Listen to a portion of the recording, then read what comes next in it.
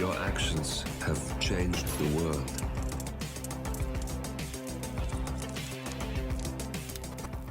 Good evening, 47. Your targets are Dr. Pavel Friedel and Dr. Akane Akanawa, brilliant and unethical transplant surgeons. Both were involved in performing an operation on a billionaire's son. However, the organ had been sourced illicitly in Central Africa, and the patient died of hemorrhagic fever shortly after. We have located the targets at Gamma in Hokkaido, where they are key members of staff and will enjoy a great deal of freedom of movement and protection within the facility itself. The client offers a substantial bonus if the targets are eliminated in a manner appropriate to the death of their patient. As you know, the Gamma facility has worked with infectious diseases, so you should be able to find something useful on site. And I know you appreciate poetic justice. The clock is ticking, 47. Good luck. Hello, and welcome back to Hitman 3 and the Elusive targets. And today's target, the surgeons, set in Hokkaido. So today we have 2 targets available to us, and we do have the added stipulation that both must be killed with the hemorrhagic virus syringe, which is a little bit like a complication. So for today's challenge, before it all goes south, we will be starting at the morgue. We're going to have a remote enigmatic gas grenade stored up at the morgue as well. We're going to bring with us an electronic keycard hacker and some coins. So right from the start and off the bat, we do not want to move until the surgeon puts away his clipboard, makes his way around the table and has his back to us. At that point we can then vacate our nice cold bed there, make our way round through the furnace room and into the morgue itself, and we're heading for the security office you can see just ahead of us, and we're going to sneak in here, render the guard unconscious. We're going to hide his body in the closet provided, take his outfit and take out the surveillance system while we're here. I don't think we encounter any cameras along the way, but it's better to be safe than sorry.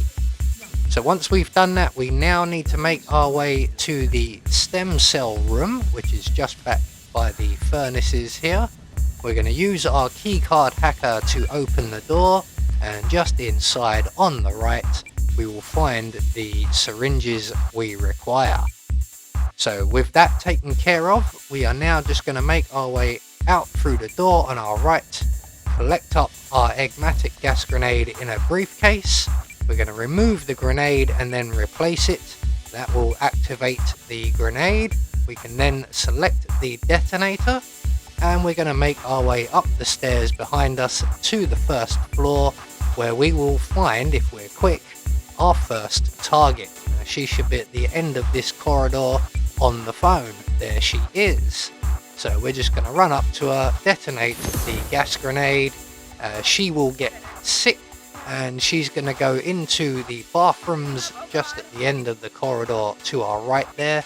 We can select our lethal syringe and just follow her in, and once she gets into the cubicle we can then just follow her inside, jab her with the needle. There we go, and she will go down like a sack of bricks. We're just going to get out of the cubicle, have a quick look-see. Yep, confirmed. So onwards to our next target, and he will be in the sushi bar area. Now this is where things all go wrong. Everything's been going exactly to plan up till this point, and my first clue was the funny little noise that the game made with that little purple thing you saw float across the screen there, which I only noticed during the editing. So we're just going to run down to the kitchen area, and this is where things will give me another sign that something is wrong and the game has possibly glitched. So we're going to make our way into the kitchens, just avoid the enforcer with his head stuck in the fridge there. That is my clue that something isn't quite right. We're going to make our way over to the corner of the room and collect up some rat poison. We're then going to make our way into the walk-in freezer, select one of our coins, and we're going to throw that on the floor somewhere in here, hopefully before the door shuts. Nope, too late. Right, so just double check. No, they didn't hear that. So we're going to collect up our coin. We'll try this again. So the signs are getting more and more ominous that things are going wrong. So we're going to open the door, throw a coin into the room, and hide ourselves right in the corner here so that we aren't seen. And once the guy comes in to investigate, we can then close the door behind him, render him unconscious.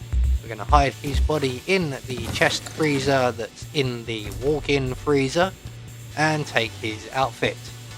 So we just now, before we leave the freezer, check on the other now enforcer chef, and when he has his back to us, we're going to make a beeline straight for the exit. We're going to run out into the corridor areas and up the stairs and around to our left and into the sushi bar. Now do be aware that the director is an enforcer. He will be just on our right, entering into the sushi bar now, and there is another enforcer tending the bar. So we need to now await the director to go to the bar, have a few peanuts and leave before we can move on. Now our target is in this area. He is currently in one of the little private cubicles. Now he has 3 different locations that he goes to. The private cubicle, he stands next to the sushi bar, and he goes to the bar to have a drink, which is why we are disguised as a waiter and carrying rat poison. Now unfortunately this is where the game has glitched and our target never comes to the bar. So after nearly an hour of waiting, I decide I'm gonna go and get him in the only other place really that's viable, and that is the cubicle that he frequents. He's usually alone in here, and I'm luckily enough managed to bring some coins with me because I thought I was gonna need them downstairs, which I did. But it turns out it was all for nothing. We don't need the waiter's outfit if we're doing it this way. We could have come straight here.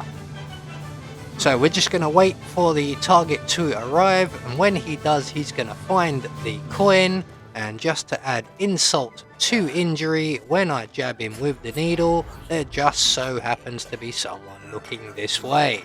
So there goes the silent assassin rating. We're going to try and get out of here at least with our life so that we can complete the mission, and this is not another complete and utter failure. Very nearly dead.